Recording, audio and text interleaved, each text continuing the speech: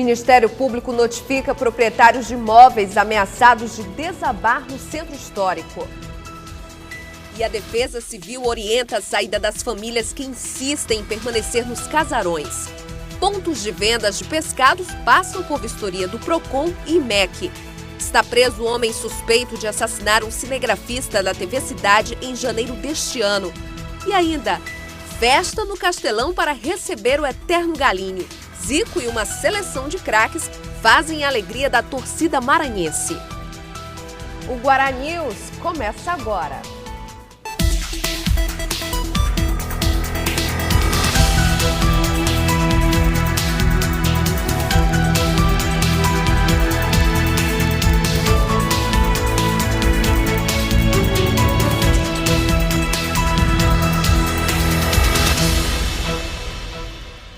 Olá, boa tarde. Com a Semana Santa se aproximando, como é tradição, aumenta o consumo de pescados no período. Hoje pela manhã, o Instituto de Metrologia e Qualidade Industrial do Maranhão, o IMEC, fez vistoria em áreas de comercialização do produto. Os consumidores têm que ficar atentos às orientações para a compra segura de peixes. As equipes de fiscalização do Procon e Instituto de Metrologia e Qualidade Industrial do Maranhão percorreram o mercado do peixe e verificaram a precisão das balanças e a qualidade dos pescados oferecidos aos consumidores. Nessa fiscalização especificamente, a intenção do Procon é averiguar as condições de armazenamento, condições qualitativas mesmo desses itens que são habitualmente utilizados em refeições nessa época da Semana Santa. Então aí a gente fez essa parceria com o IMEC, que tem também por finalidade fazer a verificação metrológica dessas balanças, para ver se elas efetivamente estão dentro da margem de erro aceitas e permitidas. Em um período onde é comum aumentar o consumo do pescado, o principal objetivo da fiscalização é verificar se o produto oferecido nas feiras da cidade é de boa qualidade e não oferece riscos à saúde da população. Realmente a qualidade do peixe é fundamental, mas o peso do peixe também é fundamental para que você não esteja comprando um produto e esteja levando a menos. Qualquer irregularidade a gente apreende a balança, no caso, e notifica o proprietário para que faça uma defesa em decorrência daquela irregularidade, e aí sim o nosso departamento jurídico vai ver o que é que ocorre, se dá uma advertência, se dá uma multa, alguma coisa nesse sentido. Os consumidores aprovaram a medida. Eu acho que eles devem fazer mesmo essa fiscalização, porque acontece demais, o consumidor ser enganado. Até porque é questão de alimentação, Você ingerir uma coisa que não esteja realmente nos padrões corretos para ingestão, pode até ter algum problema de saúde, alguma coisa assim. Outro produto bastante consumido nesta época do ano e que também deve ter a qualidade e o peso fiscalizados é o ovo de Páscoa. E está sendo feito justamente o peso do ovo, para ver se realmente está condizente com o que está na embalagem. E também hoje a gente sabe que a maioria dos ovos possui um brinde, E geralmente esse brinde é brinquedo. E nós temos preocupação em saber se esses brinquedos também são certificados pelo Inmetro. Mesmo com a ameaça de desabamento dos casarões do Centro Histórico de São Luís, muitas pessoas ainda insistem em permanecer nos imóveis. E com as chuvas que caíram nos últimos dias, os riscos aumentam. A Defesa Civil recorreu ao Ministério Público para a retirada das famílias da área. A situação de alguns casarões do Centro Histórico da capital Patrimônio da Humanidade é preocupante. A falta de manutenção dos prédios tem tirado a tranquilidade de muitos moradores. Esta doméstica mora ao lado deste prédio, na esquina da Rua da Saúde, com Afonso Pena, e está preocupada com a situação do casarão, que está com a parede inclinada, ameaçando desabar. Todo mundo com medo apavorado de sair a arriar. Assim como tem o perigo de cair para a rua, tem o perigo de cair para cá. A Defesa Civil encaminhou um relatório sobre a situação dos casarões para o Ministério Público notificar os proprietários dos imóveis. Enquanto isso, a orientação é ter cuidado redobrado aos primeiros sinais de chuva. As pessoas que moram nesses prédios ou são proprietárias, que conservem pelo menos o telhado, porque o telhado danificado aumenta o risco de desabamento das paredes. 15 casarões do Centro Histórico de São Luís estão com a estrutura comprometida e ameaçam desabar por conta das chuvas nessa época do ano. Em 8 casarões, famílias estão morando E o perigo não é só para quem ocupa esses locais, mas também quem passa pelas ruas onde esses casarões estão localizados. Se está chovendo, você passa, tem mais medo. Se vier os telhados tudo caindo, então é risco, né? As pessoas que passam próximo a esses prédios, que visualmente dá para ver que estão com problemas, que tomem cuidado. Os beirais dessas casas podem cair, até porque tem alguns que têm vegetação e a vegetação ela acumula água, então que passem pelo outro lado e preste atenção quando estiver circulando próximo desses prédios. A Promotoria de Defesa do Consumidor solicitou um estudo detalhado para verificar se houve mesmo adulteração no gás de cozinha comercializado por uma distribuidora em São Luís. A empresa foi notificada ontem pelo Ministério Público.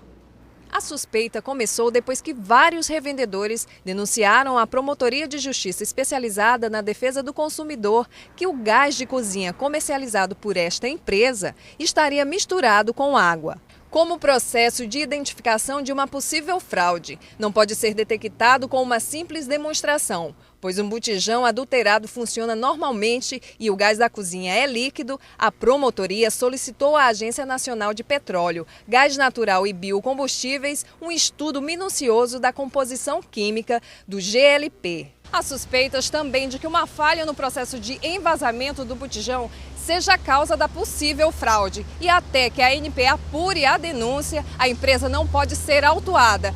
E até que o caso seja solucionado, o consumidor deve ficar atento, pois o peso normal de um botijão cheio é de 13 quilos. Menos que isso, o prejuízo é certo.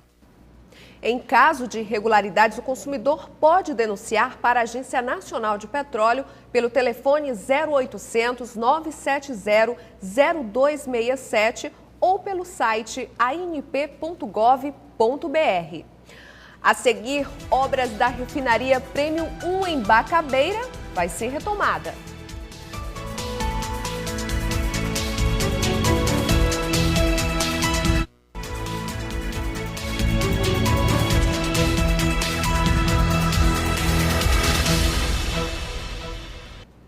Policiais do Serviço Velado da Polícia Militar prenderam hoje pela manhã Rogério Alcatarino, mais conhecido como Ismuri. Ele é suspeito de matar o cinegrafista da TV Cidade, o Adson Costa da Silva, o Coffee Coffee.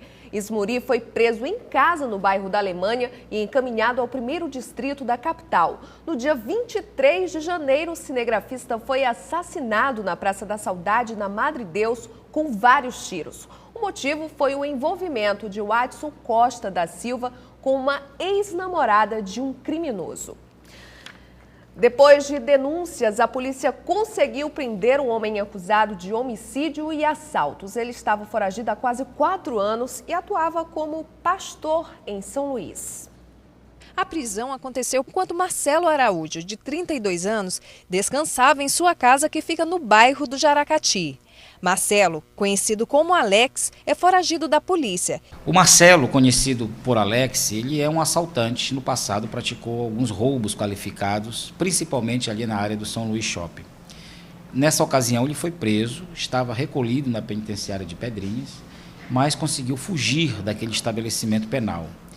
No ano de 2009, já foragido, ele teve um desentendimento com seu sogro na cidade de Santa Rita, e acabou matando este senhor, o senhor Edmilson, com 2 facadas. Desde então, ele estava foragido. Após matar o sogro, Marcelo voltou para São Luís, se tornou pastor e fundou uma igreja. Dizendo ele se converteu agora ao Evangelho, montou uma igreja chamada Unidas em Cristo, e nossos policiais começaram a investigar seu paradeiro.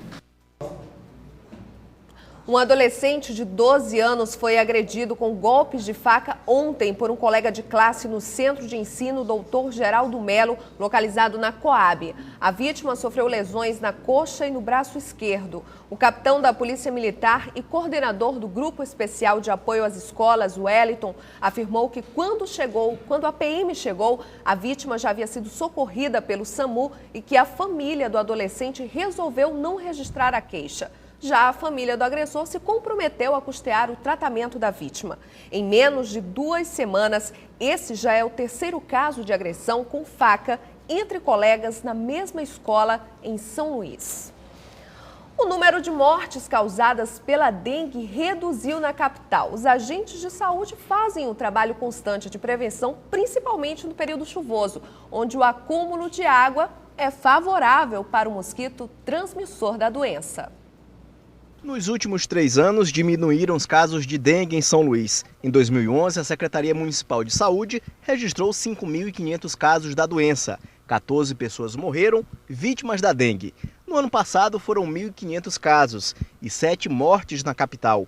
Nas últimas 10 semanas deste ano, foram registrados 52 casos em São Luís, uma redução de 68,5% em relação a 2012. São Luís conta com quase 500 agentes de endemias e cerca de 900 agentes de saúde que fazem um trabalho preventivo informando a população os cuidados para evitar a dengue. E foi com a ajuda dos moradores da capital que os números da dengue diminuíram. O importante é que os moradores se tornem um agente de controle de endemias da sua casa quando o agente sair. Porque o agente ele passa entre 30 e 45 dias na casa de todos nós, na minha, na sua, do nosso cinegrafista, de todos nós. Ele passa lá. Quando ele sai, a casa não é para ficar descoberta, tem que ficar um agente lá. Quem é esse agente? É o dono da casa. Em São Luís circulam os 4 tipos de dengue identificados pelo Ministério da Saúde. Em caso de suspeita da doença, o membro do Comitê Municipal contra a Dengue destaca alguns sinais de alarme que podem levar à morte. Para evitar que as pessoas que adoecem morram, é importante que todos nós saibamos quais são os sinais de alarme, porque as pessoas, quando elas morrem de dengue, antes de morrer, elas apresentam esses sinais. Redução ou diminuição da pressão arterial. O segundo sinal é a redução do volume urinário, a diminuição do volume urinário. O terceiro sinal é a redução da temperatura sem tomar remédio. Quem tem dengue tem febre. Hoje à tarde, o ministro das Minas e Energia, Edson Lobão, vai estar em São Luís para uma reunião com a presença de representantes da Petrobras e do governador em exercício, Washington Oliveira. Na ocasião, será feito um balanço da construção da refinaria Prêmio 1 no município de Bacabeira. Na ocasião, o ministro Edson Lobão deve anunciar as novas etapas do projeto, orçado em 40 bilhões de reais. Mesmo com a vinda do ministro e o provável anúncio da retomada das obras, está programado para hoje um ato público organizado pela Força Sindical em frente ao Palácio dos Leões. O objetivo dos manifestantes é de cobrar o governo do estado a situação de diversos trabalhadores que tiveram perdas com a paralisação das obras da refinaria. No próximo bloco, no quadro Mercado de Trabalho, veja uma das especialidades que os garçons devem ter, além de atender bem. E mais, Zico e uma seleção de craques fazem a alegria da torcida maranhense.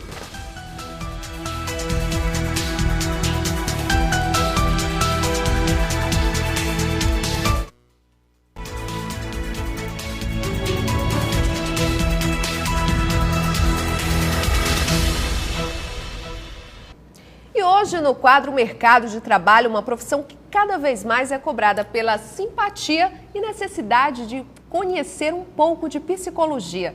Para ser garçom, não basta atender bem só o cliente. É preciso conhecer a pessoa antes mesmo de fazer o atendimento.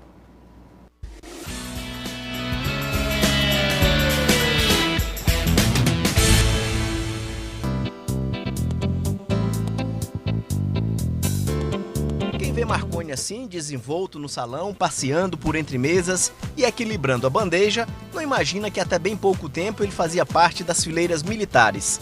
Ex-soldado da aeronáutica, Marconi jogou tudo para o alto para se dedicar à carreira de garçom. Isso mesmo, garçom. E ele responde de maneira simples quando questionado sobre o porquê da mudança. Porque hoje São Luís está precisando de gente mesmo qualificada, né?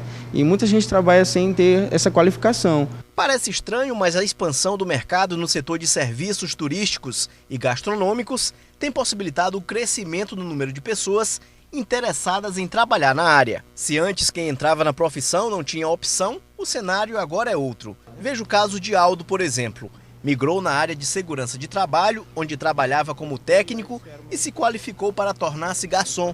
Evoluiu na profissão e agora já é professor na área. E ele diz que não se arrepende da mudança. A necessidade desse profissional no mercado é muito grande, não me arrependo. O curso tem duração média de 4 meses. Em São Luís pode ser feito no SENAC. A formação mínima para quem procura o curso é o ensino fundamental. Bares, restaurantes e equipes de eventos são responsáveis pela maior parte das contratações. O salário pode variar da base no valor de R$ 750, mas os ganhos podem chegar até a R$ 4.000, quando incluídas gorjetas. Mas para receber essa gorjeta, o trabalho tem que ser muito bem executado. Além de características como simpatia, agilidade e paciência, o garçom precisa ser um pouco psicólogo, entendendo o que o cliente quer. Pelo menos é o que pensa esse empresário. Ele tem que entender o cliente a hora que ele chega. Perguntar para o cliente o que realmente o cliente necessita, o que ele precisa. Isso é fundamental. Mas dominar o salão, o local de trabalho, não é exatamente uma tarefa fácil. Aos poucos, o novato na profissão vai descobrir que cada cliente tem o seu garçom preferido. Vai descobrir também que é sempre importante que a comida chegue rápida à mesa. E a conta em um instalar de dedos. O atendimento precisa ser sempre ágil, o que torna o profissional conceituado, reconhecido e disputado. Se você vê o ambiente, né, vem pessoas assim bastante diferentes, né, pessoas com várias experiências de vida, então, e eu sempre gostei assim de trabalhar com pessoas assim para conversar, né, às vezes a pessoa vem com um certo tipo de problema, a gente acaba sem querer, né, se envolve um pouco e tem compensado sim, financeiramente, né. Mas de nada adianta essa simpatia toda se não tiver qualificação. Essa é a palavra que todos defendem na área. E isso tem uma explicação. Um setor que está empregando muito hoje e é um setor que está crescendo a cada dia. Então, vários segmentos, né, na cidade, como alguns shoppings que estão chegando. Então, são várias franquias onde há necessidade de um bom atendimento. Ricardo Sabado trabalha como gerente de restaurante de um hotel de luxo da cidade. E ele diz que a demanda por profissionais qualificados é grande, por causa da exigência dos clientes. Daí, a importância também de se aperfeiçoar em idiomas, como o inglês. Como temos muitos eventos na casa, corporativos e sociais, a gente faz a contratação também de mão de obra eventual. Quanto mais qualificado, a pessoa mais oportunidade vai ter.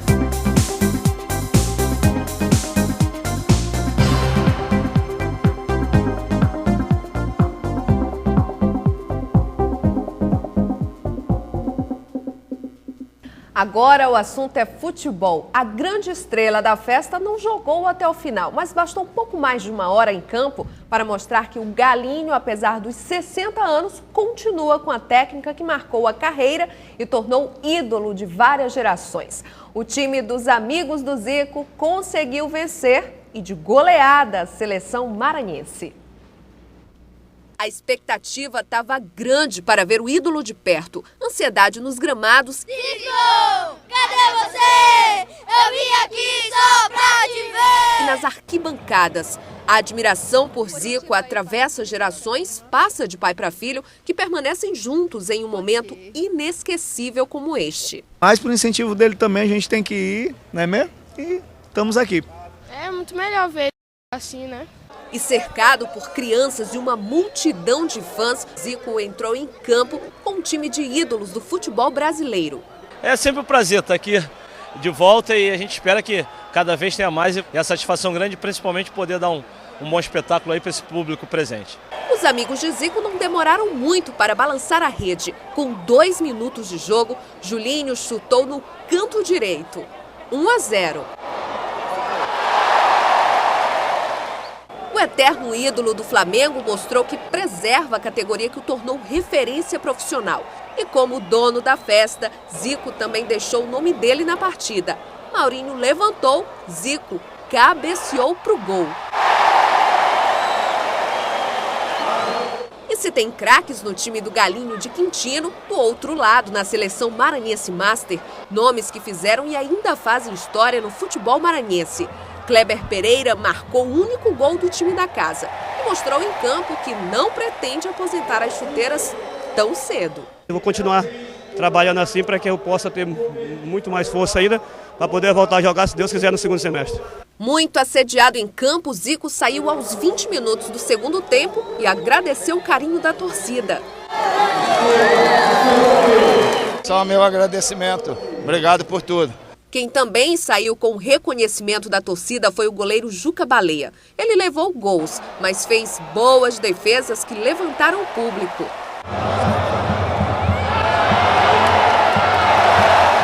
Infelizmente a gente tá indo bem no jogo, o mais importante é isso. Não tá decepcionando a torcida, que nos viu a jogar há 20 anos atrás. E para os novinhos, que olhou eu dentro do gol, não botava muita fé, eu tenho certeza, mas agora já estão correndo atrás e botando fé. O privilégio de jogar contra Zico e ver o ídolo de pertinho são momentos que vão ficar marcados. Lucas foi uma das crianças que entrou com Zico, uma experiência que o jovem flamenguista não vai esquecer. Sou fã do Zico. E você pode acompanhar toda a programação do Canal 23 no site tvguará.com. Outras notícias no Maranhão acontecem às 7h30 da noite. Uma ótima tarde para você e a gente se vê amanhã.